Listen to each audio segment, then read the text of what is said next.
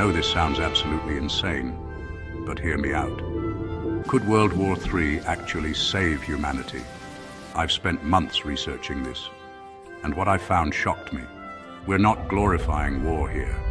We're asking a question that makes everyone uncomfortable, because sometimes the scariest questions lead to the most important answers. This isn't about wanting destruction. It's about understanding whether humanity only comes together when we're forced to.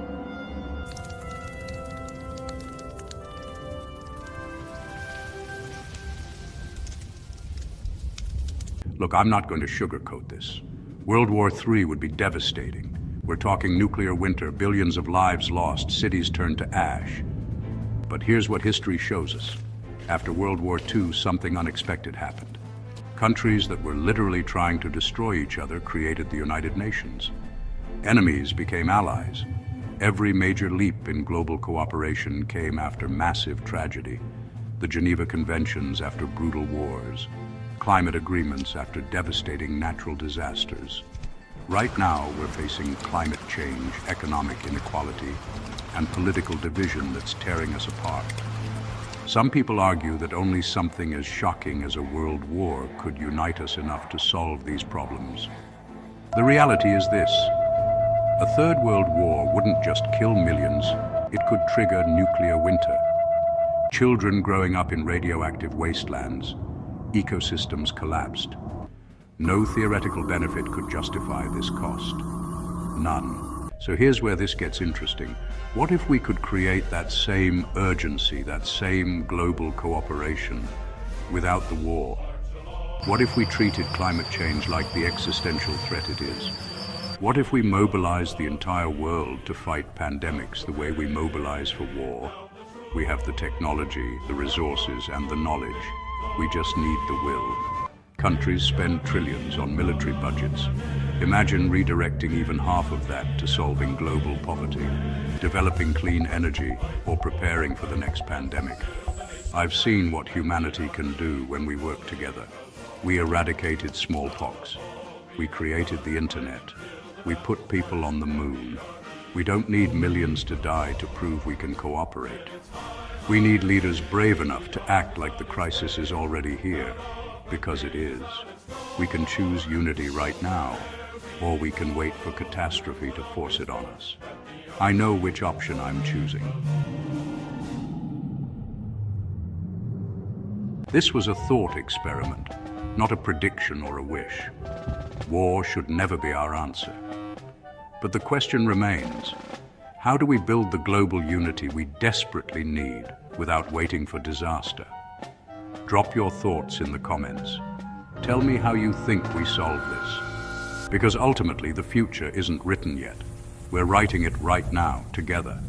Choose hope, choose action, choose unity before it's forced on us.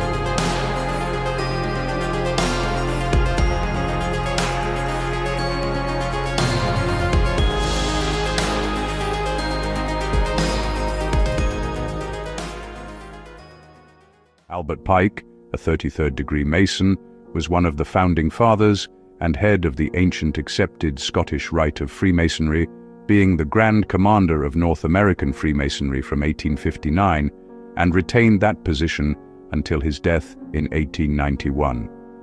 In 1869, he was a top leader in the Knights of the Ku Klux Klan. Pike received a vision, which he described in a letter that he wrote to Mazzini, dated August 15, 1871. This letter graphically outlined plans for 3 world wars that were seen as necessary to bring about the one world order, and we can marvel at how accurately it has predicted events that have already taken place. The First World War must be brought about in order to permit the Illuminati to overthrow the power of the Tsars in Russia and of making that country a fortress of atheistic communism. The divergences caused by the agentur, agents of the Illuminati, between the British and Germanic empires will be used to foment this war. At the end of the war, communism will be built and used in order to destroy the other governments and in order to weaken the religions. The Second World War must be fomented by taking advantage of the differences between the fascists and the political Zionists. This war must be brought about so that Nazism is destroyed and that the political Zionism be strong enough to institute a sovereign state of Israel in Palestine. During the Second World War, international communism must become strong enough in order to balance Christendom, which would be then restrained and held in check until the time when we would need it for the final social cataclysm. The Third World War must be fomented by taking advantage of the differences caused by the agentur of the Illuminati between the political Zionists and the leaders of Islamic world. The war must be conducted in such a way that Islam, the Muslim Arabic world, and political Zionism, the State of Israel, mutually destroy each other. Meanwhile, the other nations, once more divided on this issue, will be constrained to fight to the point of complete physical, moral, spiritual, and economical exhaustion. We shall unleash the nihilists and the atheists, and we shall provoke a formidable social cataclysm which in all its horror will show clearly to the nations the effect of absolute atheism, origin of savagery, and of the most bloody turmoil.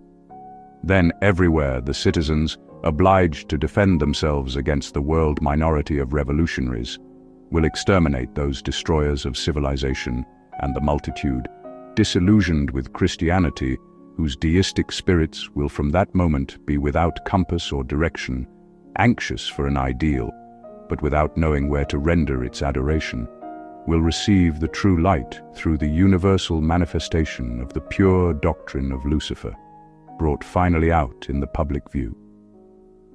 This manifestation will result from the general reactionary movement, which will follow the destruction of Christianity and atheism, both conquered and exterminated at the same time. Since the terrorist attacks of Sept 11, 2001, world events, and in particular in the Middle East, show a growing unrest and instability between modern Zionism and the Arabic world. This is completely in line with the call for a Third World War to be fought between the two and their allies on both sides. This Third World War is still to come, and recent events show us that it is not far off.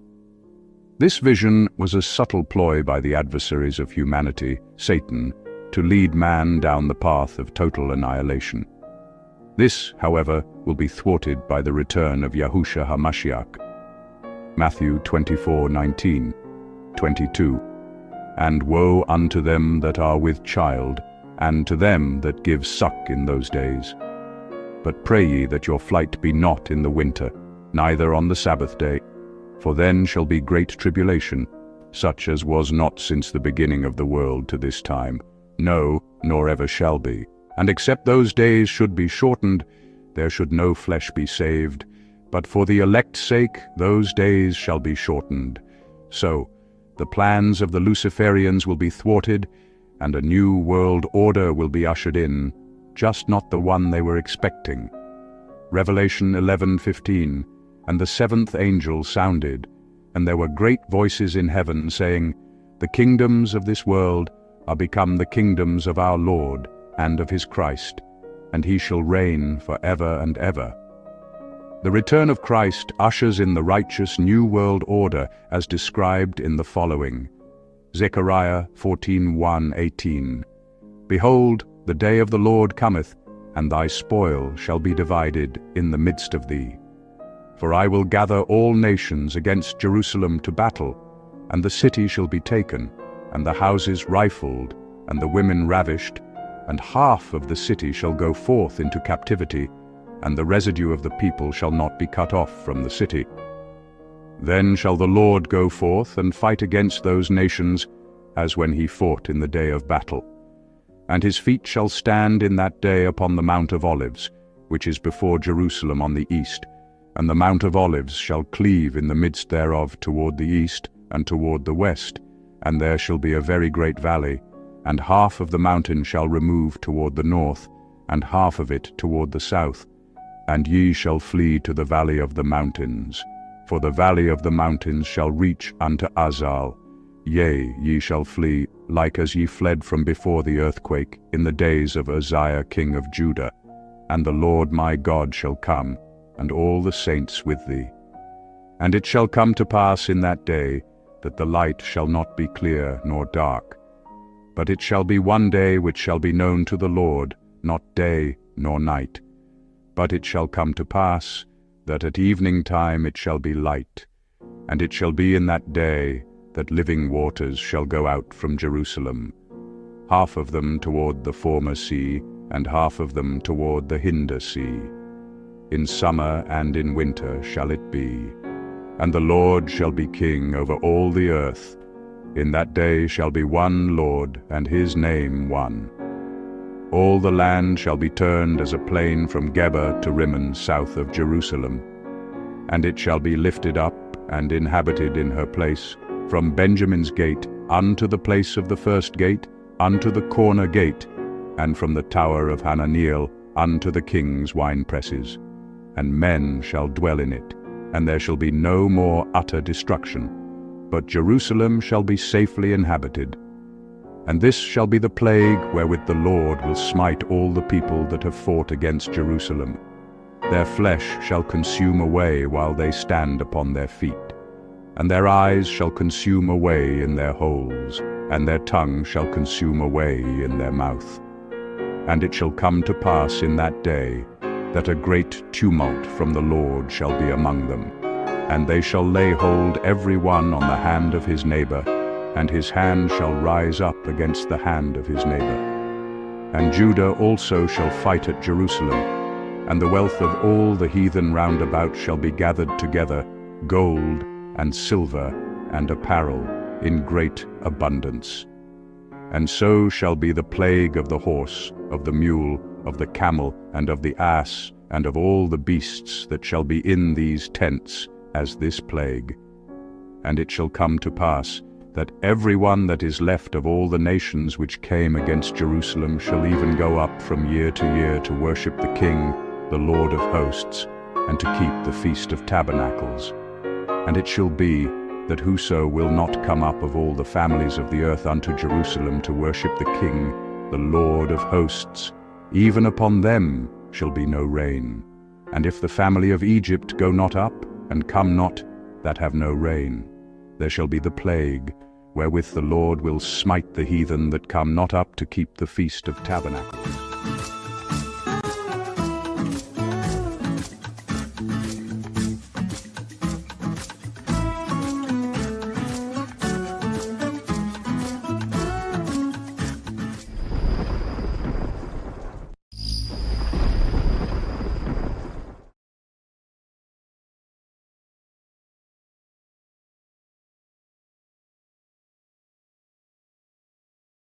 Can World War III actually save humanity?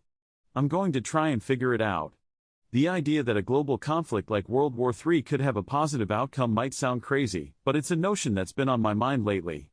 It's a pretty taboo topic, but I think it's worth exploring, if only to challenge our assumptions about what's possible. A World War III would be an unprecedented catastrophe. Millions of lives lost, cities reduced to rubble, and the global economy in shambles. The sheer scale of human suffering would be unimaginable. It's the kind of scenario that makes you wonder how anyone could even suggest that it could have a positive side. The environmental impact would also be severe. Nuclear fallout, chemical contamination, and the destruction of critical infrastructure would make it hard for humans to survive, let alone thrive. The loss of resources would be staggering, and the social fabric of our societies would likely unravel. In the short term, at least, a global war would set humanity back in a big way. The progress we've made in areas like technology, medicine, and social justice would be put at risk. The consequences would be felt for generations to come. But what if, in the aftermath of such a disaster, humanity was forced to come together to rebuild? What if the devastation was so complete that it acted as a kind of reset button, giving us a chance to reevaluate our priorities and start anew? One possibility is that a global war could accelerate technological advancements that might help us survive in the long term. For example, the need for sustainable energy sources or advanced medical treatments could become urgent priorities. The focus on survival might drive innovation in ways that wouldn't be possible in more peaceful times. Another scenario is that a common enemy, like a global threat to our existence, could unite humanity in a way that nothing else can. Climate change, asteroid impacts, or pandemics are all potential threats that could require a coordinated global response. A World War III could, in theory, force us to put aside our differences and work together to address these challenges. The idea that a global war could be a kind of crucible, in which humanity is tested and emerges stronger, is a compelling one. But it's also deeply unsettling, since it implies that the only way for us to unite is in the face of catastrophic destruction. In the end, the idea that World War III could save humanity is a complex and controversial one. While it's clear that such a conflict would be a horrific event, it's possible to imagine a scenario in which it leads to a more unified and sustainable future. So, do you think humanity could ever find salvation through such a devastating conflict, or is the idea completely unthinkable? Let me know your thoughts in the comments. If you're interested in more thought-provoking content, be sure to subscribe.